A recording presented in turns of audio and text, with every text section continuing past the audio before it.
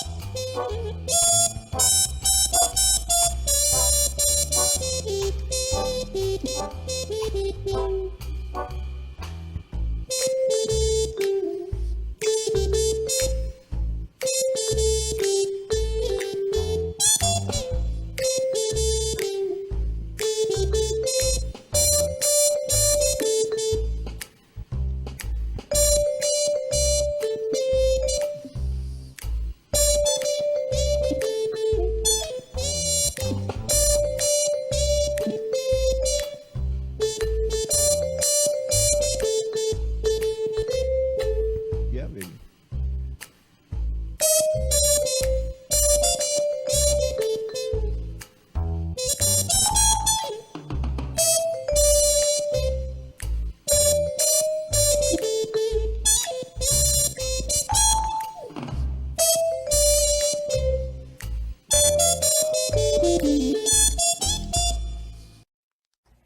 Welcome to Streetwear Live, where we discover the faces and places at Second Life. I am your host, AbbyRose Abbot. I'd like to welcome Chicago Sax. He's a musician, entrepreneur, and Abby Choice nominee this year. Welcome to Streetwear Live, Chicago. Thank you, Abby. Thank you very much for having me here, and thank Nick and to Y also for making all this possible. Chicago, please share your real-life musical education with us. Oh, well, I started my first exposure to an instrument was when I was 10 years old in 5th grade in the grade school band. I was recruited, naturally, like most kids are, into the school system. And then I continued with that through my grade school. And when I got into high school, I was in the high school marching band. And the concert marching band is what it really was. So and we played, it was a very good band, and we played all the Chicago Bears affairs on Sunday, and then they also had the Chicago Cardinals at that time. So we used to march in the field quite a few times. And then the standard parades you'd run into, St. Patrick's, etc. And but the interesting thing is that in 1960, we were chosen to be to represent the state of Illinois at John Kennedy's inaugural parade. So I marched down Pennsylvania Avenue on that very cold afternoon or morning.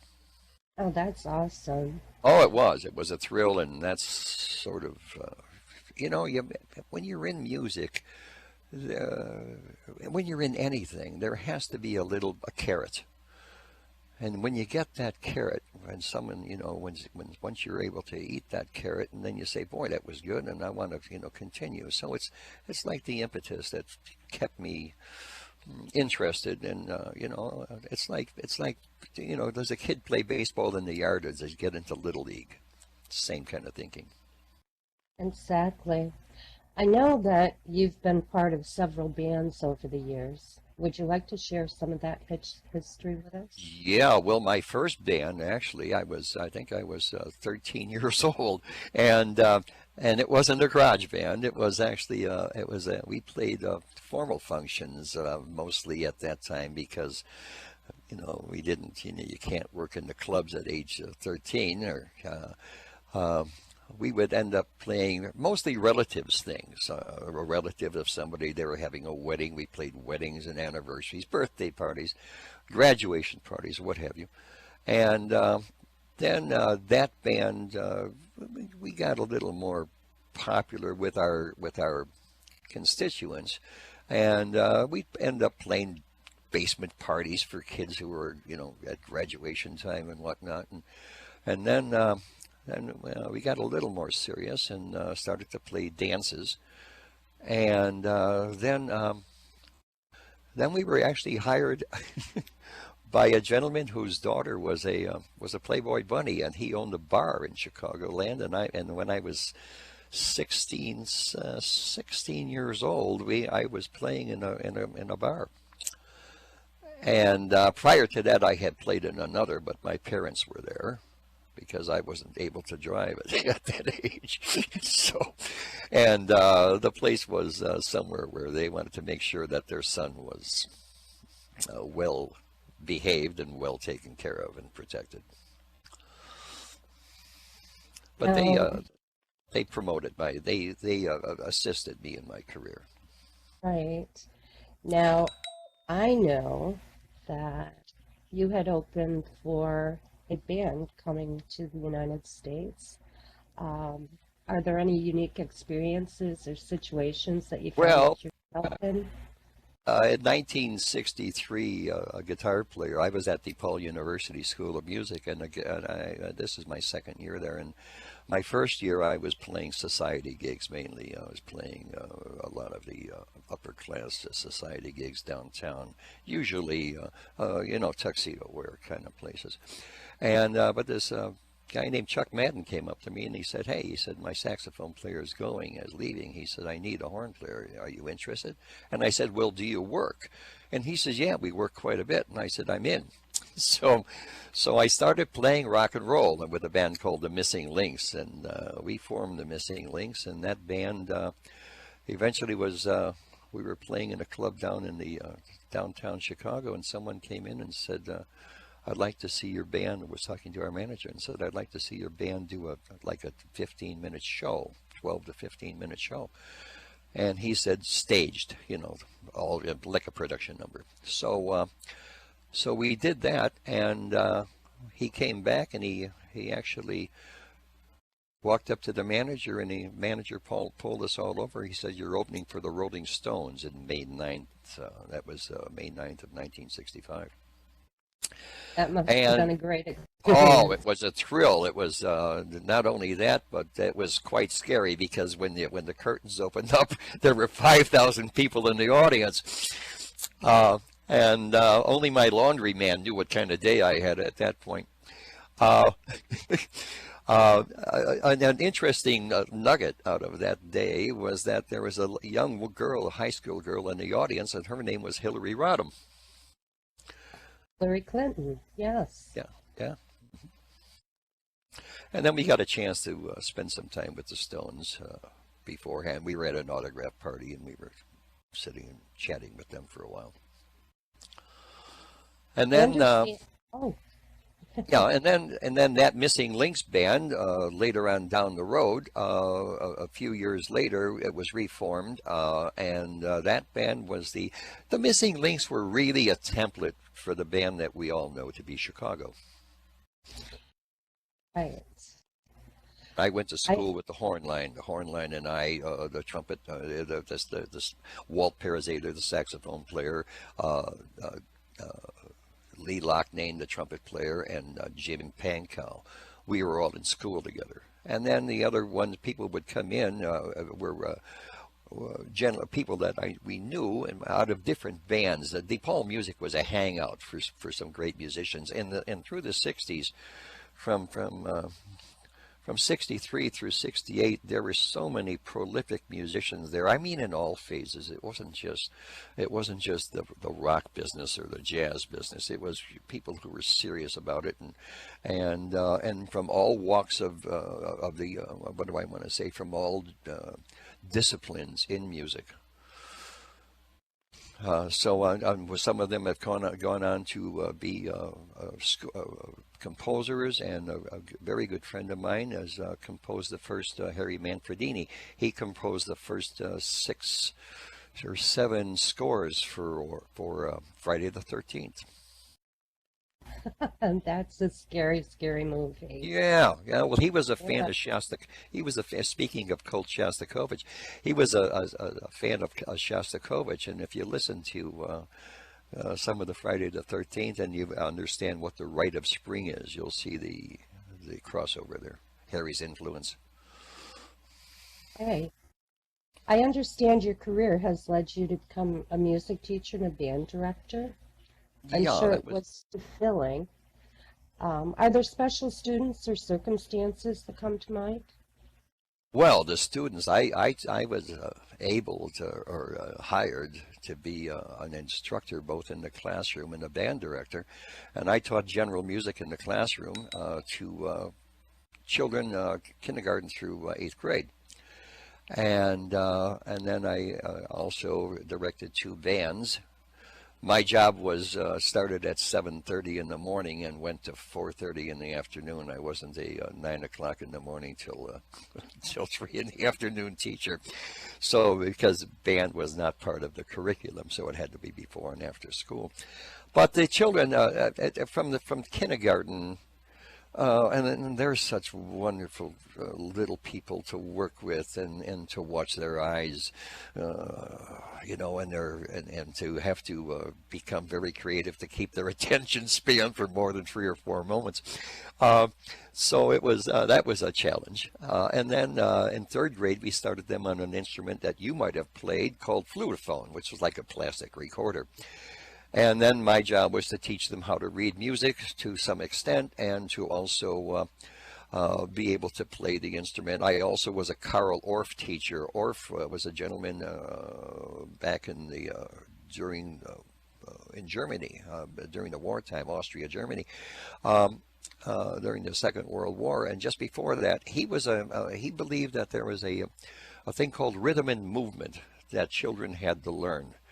And he developed instruments that children could play, and they could all play them together, because you'd keep them, you know, there was no wrong note. You could prevent that. It was dealing with the musical scale, and if you take out a couple of notes, it sounds a little oriental. It's called a pentatonic scale. It sounds a little oriental, but at the same time, it allows 10, 15, 20 children to play together at the same time, and it sounds melodic rather than cacophonous, I should say. I think I would enjoy that. Now, I follow you on Facebook. You continue to be very active in the music scene in the Chicago area. I know you've had some recent gigs. Would you share those details with us? Well, I think I can cover a couple of things. I was brought into Second Life by a person named Chandra Deed. Chandra is a singer in Second Life, and had been for years before I met her, and we were suggested that I started to work with her in real life, and I did that, and she's the one that suggested Second Life to me. And I was working bistros. It was she and I as a duet, and playing the tracks. You know, the music scene has changed in the city here, and I'm sure all over the country. It's hard to get, you know, in restaurants want entertainment, but they don't want to pay, and you can't bring a 5-piece band in, and so they're going to offer you $200 for the night, and you're going to have to pay 4 musicians out of it. Well, that isn't even worth showing up. Well, it is in a way if you're that into music, but then there's other things that are behind the scenes. When you see any kind of a band on stage or performing, even as more than even a one person, there's other investments involved, the investment of time, the investment of instruments, and all You have those to other travel. investments. Hmm. Yeah. Uh-huh. It's the old story. Only a musician will put $5,000 worth of equipment into a $500 car and drive 50 miles to get paid $50 for a 4-hour gig. Exactly. I understand that. Now, you play an electric wind synthesizer. Can you Correct. explain to us what that is Well, and it's a why one would prefer it over a sax?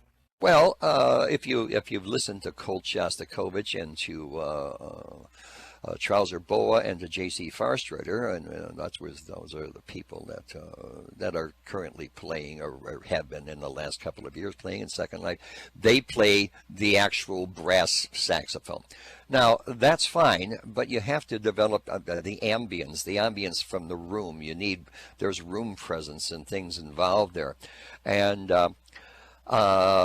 so you almost have to take a bedroom and to convert that into a studio and try and soundproof it because of the echo in the room.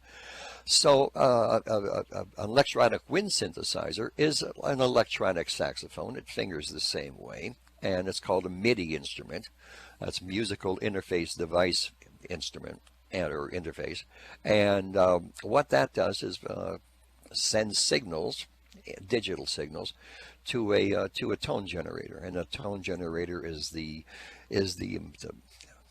what do I want to say? Let's call the instrument itself just just nothing. I shouldn't say nothing, but it's just a very basic thing, and it sends out ones and zeros in the tone generator because we live in a world of ones and zeros, and then the tone generator takes those ones and zeros and interprets them, and when you press a key down, naturally you send a signal to the tone generator, and the tone generator reproduces that sound, but over 256 different instruments, some of which I don't care for, some of which I don't need. And there's like 15 or 20 guitars, and you don't need to sound like 15 or 20 guitar players. I try and sound like a saxophone player most.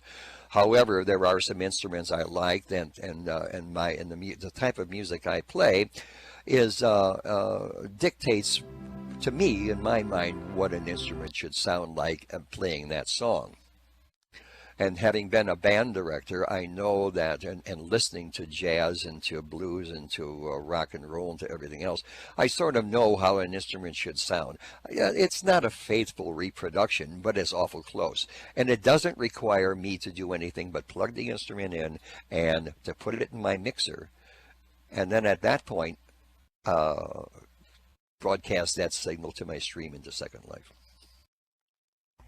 Are there other musicians at Second Life that you cooperate with?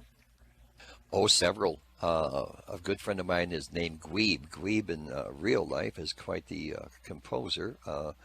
Has sold some of his compositions to cable stations like Fox and Miramax and HBO.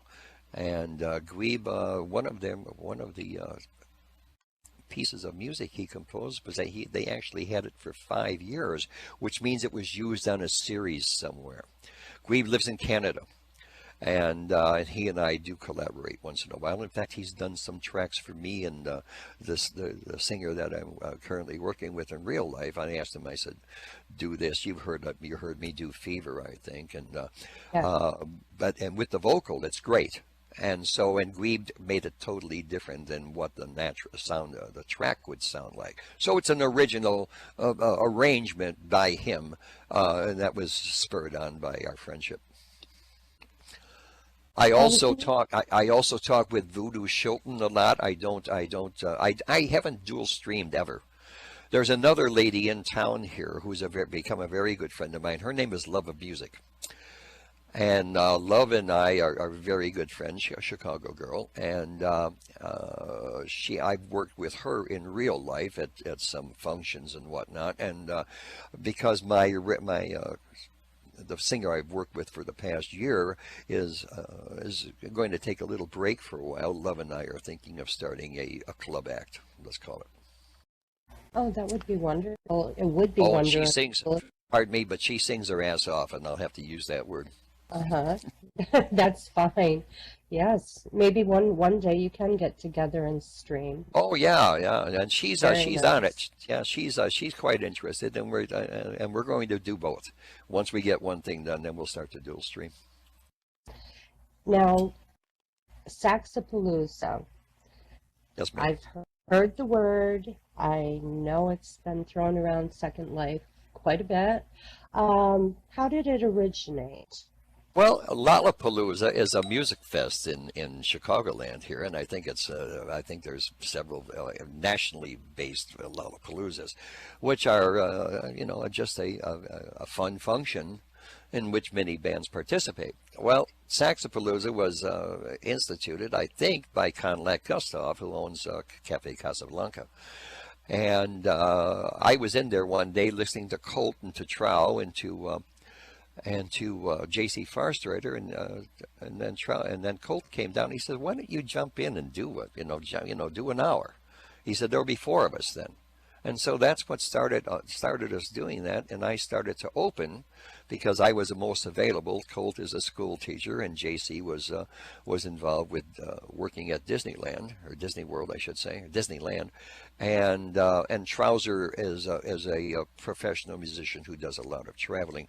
So I was the one that opened, and then finally, as the attrition came about due to Colt's involvement with teaching school and whatnot, and JC's involvement with Disneyland, and then Trouser traveling. Sometimes I'm the only one left at Saxapalooza, and then other weeks it's Trouser Bo and myself, or myself and Trouser Bo. No, he and I know. So he opens for me, and then I come in at 6.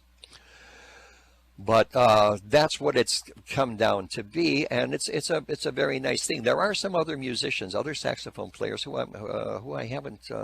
I've heard a couple, but in fact, one of the first saxophone players I heard in Second Life was Colt Shostakovich. I'm good friends with Colt. Yeah, Now, I know you you are. own Chicago's place. When did you decide to open a venue? And do you have any advice for those that want to follow in your footsteps?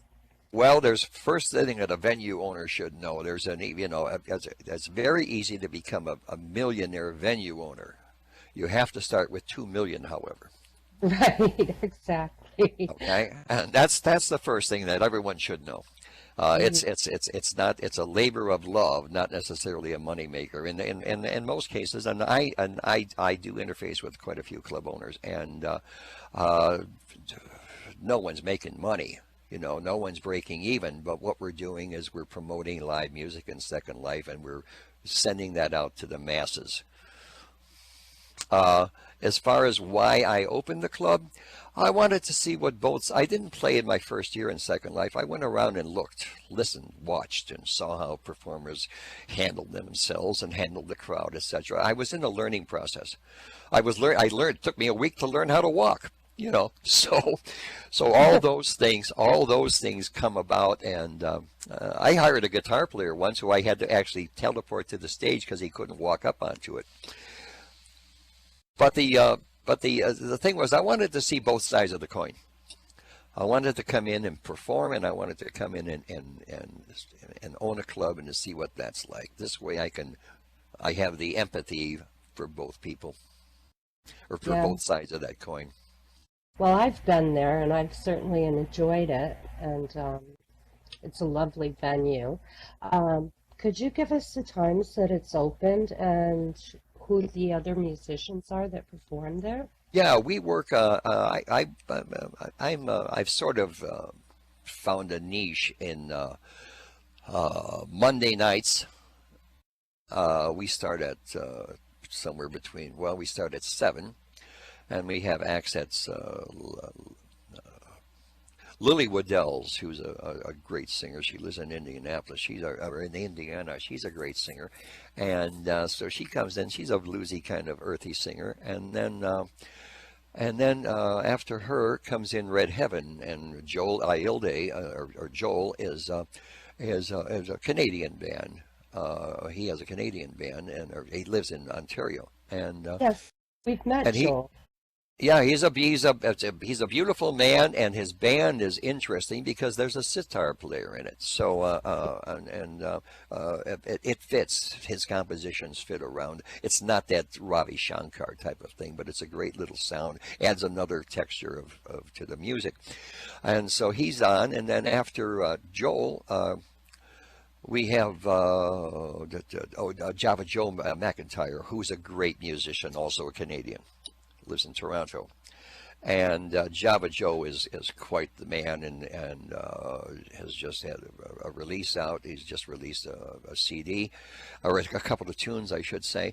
And he's as a professional musician as he can be in Second Life. You know, you can't make in real life too. You can't make a living in real life playing anymore unless you have. You know, they say never quit your day job till you come out till your second release hits platinum. Uh-huh. Now you perform at other venues as well. What days and times can people catch your gigs? Oh, let me finish. Wednesday's another day I work there. I'm sorry I didn't complete it. Okay. Wednesday's another day that I bring in people, and I have entertainers such as Love of Music, who comes in every other Wednesday. Sing Song for You, a great pianist and a professional musician in real life. Who's worked with the likes of B.B. King and the Doobie Brothers, etc., etc., keyboardist. And then I have a gentleman named Stratocat. Stratocat is just a great master of the guitar. And I've heard him. Yes, he is. Strat's unbelievable. And Strat studies with a gentleman named Greg Howe. And Greg Howe was Michael Jackson's go-to guitar player for road trips. Oh, And then after him, I bring Laureen. I brought Laureen Legion in. Laureen is coming back into Second Life, and she's living in Russia, I think, right now. And she comes in late because that's by the time she starts at 11 o'clock at night. And Second Life, she's has just woken up about an hour prior. So it's a full evening, and then Saturdays or Fridays I have various entertainers depending on who I can catch, but I like to keep Mondays and Wednesdays pretty much the same type of or the same entertainers because they do draw a crowd, and I believe in clustering acts together that are good.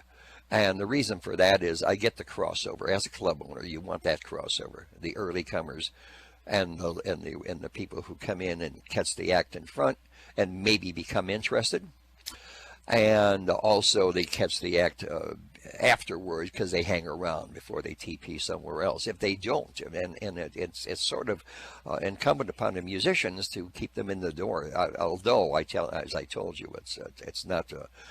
Having 60 people in a club doesn't mean you're getting 60-person tips. Yes, that's very true. And venues do cost a lot of money to keep in And maintain. no one realizes this, and I'm going to jump out on a limb here for a second and see if it supports me. But the other thing is that and I understand that there are many people in Second Life who are somewhat infirm or somewhat housebound or homebound, and Second Life is their escape. And escape to the outside, and that's why they come to music venue because they enjoy the music, and they enjoy the camaraderie that happens when a group that they might belong to comes in, and that's like being with family. But and in saying that and they might be, I don't know what the average age of a person in Second Life is. I'm told it's around 50, 55 years old, maybe 60. But that limited income that we all experience at one time is, you know, a dollar's a dollar. You know, so when someone gives 100 linden tip, it's 40 cents. Right, yes. Now I'm not saying that that's a cheap tip. You know, people tip what they can afford. So I'm Well, not I telling people how to tip.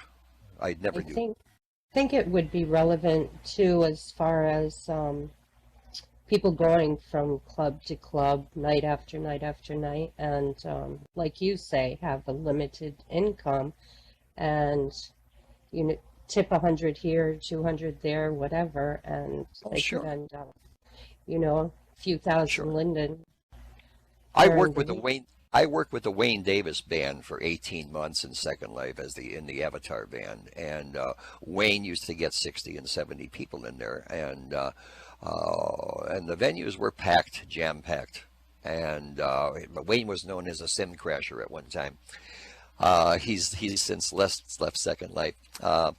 But it was great, and the people would come, and we'd sometimes have 3, 4 shows a night, and he'd show up at each one of them. I mean, people it's the same people that see the same faces in the crowd, and not having actually being playing, but being an avatar on stage that could dance, and I had a dance HUD, etc., and held a saxophone, and had a smart mouth. All those things, all those things sort of actually. Identified Chicago Sax a little more. And then people have come to me and said, you branded that name. That's your brand. And Chicago's Place and Chicago Sax are synonymous with each other now. Yes, they are. Now, as I stated before, you perform at other venues. What days and times can people catch you there? Well, you can find my schedule and the club schedule both on my website, which is www.chicagosax.com. And so if you just type in Chicago Sax and hit Control Enter on your keyboard, it'll take you to the website. And on the website, as the first page is a little bit of background on me, and then a picture of me, of my real life picture, and then below, if you scroll down that page, the instruments that I play, so people are able to see them and see what they look like. And then I have another little link to the missing links, a little video that I put together of some photos from back in the day, and then there's a calendar page, and the calendar page will drop down and will show you my performance schedule and the schedule of the club. And so I trying to make it easy for people to get to, and I refer people to that page for several reasons. One, to see the instrument, because I get a lot of IMs while I'm playing say, what are you playing? So I try and say, when I start to get those questions, well, I always do now, I just refer them over to the web page. We And will also put your YouTube link at the bottom of this interview. I've been there and sat back and enjoyed music late at night.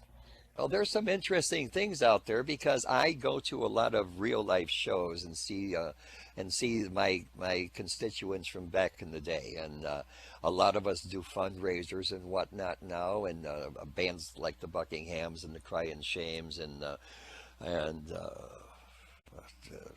name it. I've often gone to see Danny Seraphin with his new band. Danny was the original drummer from Chicago, and I often go and see his new band called the California Transit Authority. So and I get a chance, even though at times I've been threatened to get kicked out.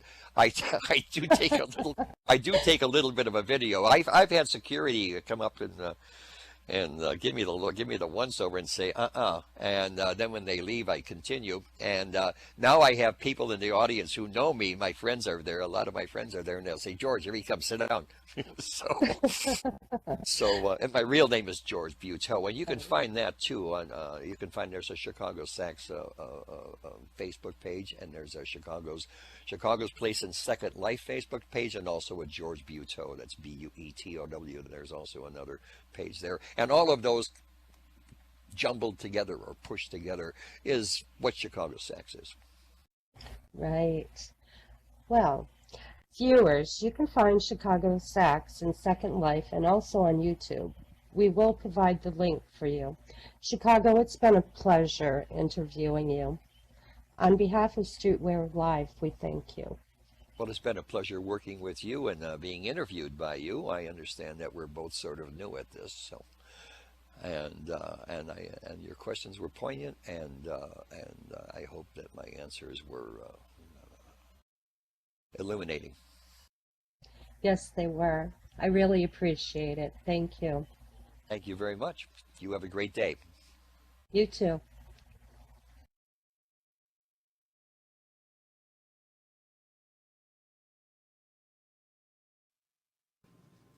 This is Van Morrison. He wrote this. He's a saxophone player, by the way, and you know Van the man is a saxophone player originally, and then he actually wrote this tune for himself as a saxophone solo, and then finally put words to it. Come on.